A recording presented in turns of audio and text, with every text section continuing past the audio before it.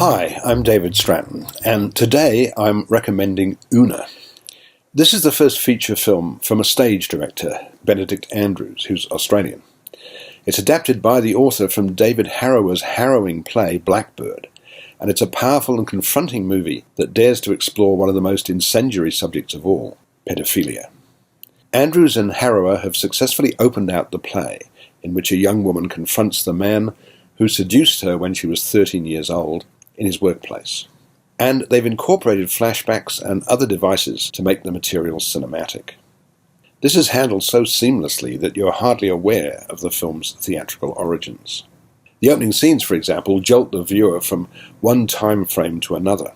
13-year-old Una, Ruby Stokes, is seen in the garden of her suburban home somewhere in England, confronting someone we can't yet see.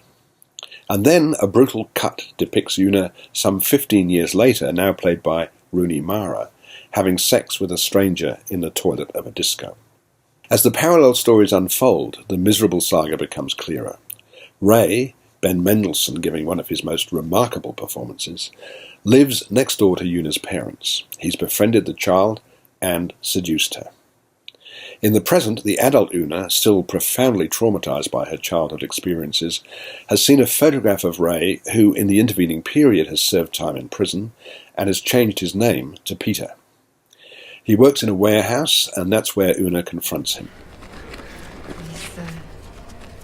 This man. That's Pete. Pete? Yeah, my boss. Should be around here somewhere. Pete! Peter! Yeah.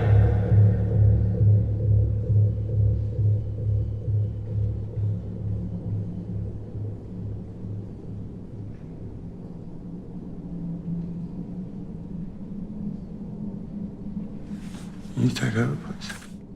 If the confrontation were to be merely between a wronged and humiliated woman and the man who ruined her life, the film would be dramatic enough. But it's more than that. It's obvious that Una both hates and loves Ray, Peter. She can't understand why he left her behind just as they were about to run away together overseas. Part of her despises him for what he did to her.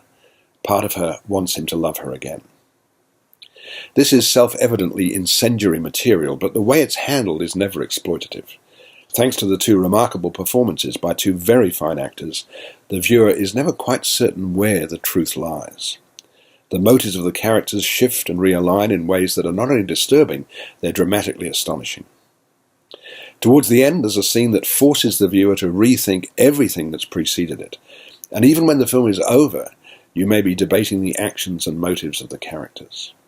It's an accomplished debut from Andrews. He's greatly assisted on the technical side by cinematographer Timios Bakatakis. His photography is really fine. And also by the intricate editing of Nick Fenton that glides us between the disturbing past and the distressing present. And Australian composer Jed Kurzel's music score is one of his best, adding as it does to the edgy, disturbing mood of this modern tragedy. Una is a 4-star film.